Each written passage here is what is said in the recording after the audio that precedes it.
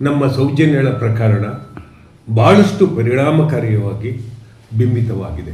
ಕೊನೆಗೂ ತಾಯಿಯ ಕರಳಿನ ಸಂಬಂಧ ಮತ್ತು ತಾಯಿಯ ವಿವೇಚನೆ, ತಾಯಿಯ 14 ವರ್ಷಗಳ ದುಃಖ, ಅವಮಾನ ಮತ್ತು ಆಸ್ತಿ ಮಾಡ್ಕೊಂಬಿಟ್ಟವ್ರೆ, ಬೂಸ್ತಿ ಮಾಡ್ಕೊಂಬಿಟ್ಟವ್ರೆ.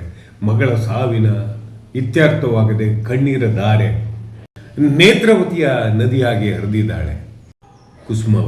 ಅವಳ ಬೆನ್ನೆಲುಬಾಗಿ ನಿಂತಹ ತಿಮ್ರೋಡಿಯವರು ಈ ಹೆಣ್ಣು ಮಕ್ಕಳ ಅತ್ಯಾಚಾರವ ವಿಷಯವನ್ನು ಮಾತನಾಡಿದ ತಪ್ಪಿಗೋ ಅಥವಾ ಇವರ ಆರ್ಗ್ಯುಮೆಂಟ್ ಸರಿಯಿಲ್ಲದೆಯೋ ಕಾರಣದಿಂದಲೋ ಅಂತೂ ಊರಿನ ಆಚೆಗೆ ತಳ್ಳಲ್ಪಟ್ಟಿದ್ದಾರೆ.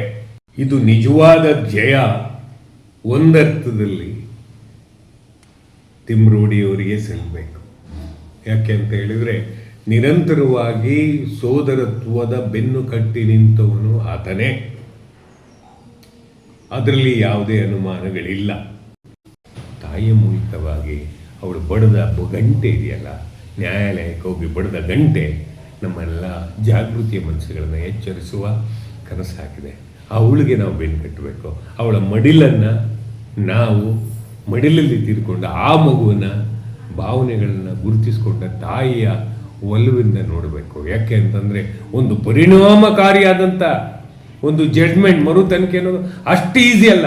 ಎಲ್ಲಕ್ಕಿಂತ ಹೆಚ್ಚಾಗಿ ಹೃದಯ ಕಲ್ಪುವಂಥದ್ದು ಇತಿಹಾಸ, ಪುರಾಣಗಳು ಮರುಕಳಿಸ್ತವೆ ಅನ್ನೋದಕ್ಕೆ ಪುರಾಣದ ಸೀತಾ ಮಾತೆ, ಶ್ರೀರಾಮನ ಧರ್ಮಪತ್ನಿ ಜಾನಕಿ 14 ವರ್ಷ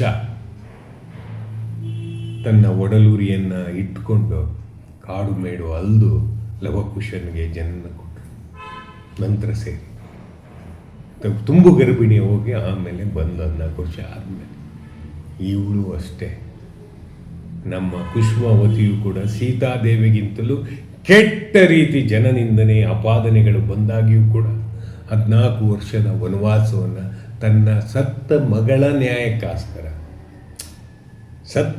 ನ್ಯಾಯಕ್ಕೋಸ್ಕರ ಸೀತಾಮಾತೆಯಂತೆ 14 ವರ್ಷ ಕಾದಿದ್ದಾಳೆ. ಅವಳಿಗೆ ನ್ಯಾಯ ಸಿಗಲೇಬೇಕು, ಸಿಕ್ಕೇ ಸಿಗುತ್ತೆ ಎಂಬ ಆಶಾವಾದನೆ ಹೇಳಿದ್ದೇನೆ. ಮತ್ತೆ ಹೇಳುವಂಥದ್ದು, ಉಚುರು ಬೇಪುರನ್ನ ಮತ್ತೆ ಎಳ್ಕೊಬಂದು ಪಾಪು ಜನರನ್ನ ಒಡೆದು ಬಡ್ದು ಚುಚ್ಚಿ ನ್ಯಾಯ ತಗೊಳ್ಳೋದಲ್ಲ, ಸಾಕ್ಷಿ ಸೃಷ್ಟಿಸೋದಲ್ಲ. ಮಾನವೀಯ ಮಮಕಾರದಿಂದ, ವೈಜ್ಞಾನಿಕ ತಿಳುವಳಿಕೆಯಿಂದ, ಜಾಗೃತಿ ಮನಸ್ಸಿನಿಂದ ಒಂದು ನೊಂದ ತಾಯಿಯ ಮನಸ್ಥಿತಿಯನ್ನು ಅರ್ಥ ಮಾಡ್ಕೊಂಡು ನ್ಯಾಯ ಕೊಡಬೇಕು ಅಂತ ಕೇಳ್ಕೊಳ್ತೇನೆ. ಗಿರೀಶ್ ಮಠಣ್ಣ, ಶೆಟ್ಟರು, ಪ್ರಸನ್ನ ರವಿ, ಅಲ್ಲಿಯ ಹೋರಾಟಗಾರರಿಗೆ ಈ ಜಯ ದಕ್ಕಲಿ, ಈ ಜಯ ಅವ್ರದ್ದೇ, ನಮ್ಮದೆಲ್ಲ ನೆಪ ಮಾತ್ರ ಅಂತ ಹೇಳ್ತಾ ನಾನು ಮಾತು ಮುಗಿಸ್ತೀನಿ. ನಮಸ್ಕಾರ.